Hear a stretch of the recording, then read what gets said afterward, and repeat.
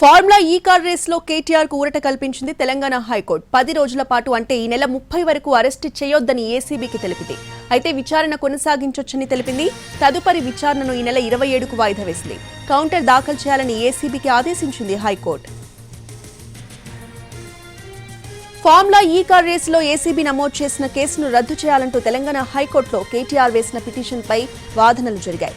Senior lawyer ఆర్యమా సుందరం కేటీఆర్ తరపున వాదనలు వినిపించారు.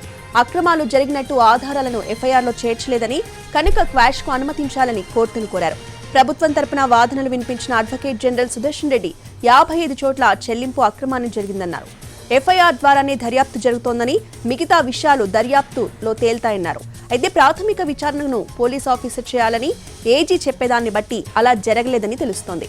ఫిర్యాదు తీసుకుని విచారణ జరిగాకే ఎఫ్ఐఆర్ నమోదు చేయాలన్నారు.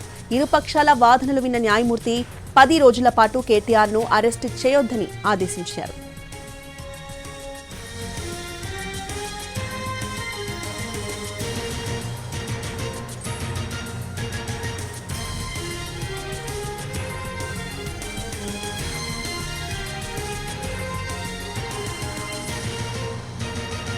ఇప్పుడు ఇచ్చిన ఆర్డర్ ఏంటంటే 30th వరకు నాట్ టు అరెస్ట్ A1 ని కేటీఆర్ గారిని ఇవాళకి అరెస్ట్ 30th వరకు అరెస్ట్ చేయొద్దని ఆర్డర్ పాస్ చేసింది కోర్టు.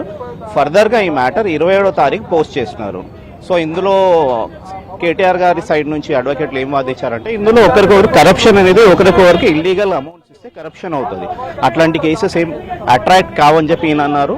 ఏజీ గారు ఏమన్నారంటే ఎఫ్ఐఆర్ లో ఫైఎంఎఫ్ఎస్సి ఖాళీ ఎన్సైక్లోపీడియాలా కన్సిడర్ చేయడానికి లేదు. ఎఫ్ఐఆర్ అనేది ప్రైమరీ రిపోర్ట్ ఒకటి, దాన్ని ఫర్దర్ గా ఇన్వెస్టిగేషన్ చేయాల్సి ఉంటుందని ఏజీ గారు వాదన చేశారు. యాజ్ ఆఫ్ టుడే ఆర్డర్ ఏమొచ్చిందంటే 30th వరకు నాట్ టు అరెస్ట్, కేటీఆర్ గారిని నాట్ టు అరెస్ట్ అని. విచారణ అంటే అతను దీనికి సంబంధించి విచారణకు హాజరయ్యే అవకాశం ఉంటుంది ఈ తీర్పు తర్వాత. ఈ కేసే కాదు, ఏ కేసులో అయినా ఎవరినైనా నిందితుడిని పిలిస్తే విచారణకి ప్రతి ఒక్కరు వెళ్లాల్సింది. ఈ కేసులో కూడా అలాగే కేటీఆర్ గారిని పిలిస్తే వెళ్లాల్సి ఉంటుంది. ఒక వాదన ప్రధానంగా బలంగా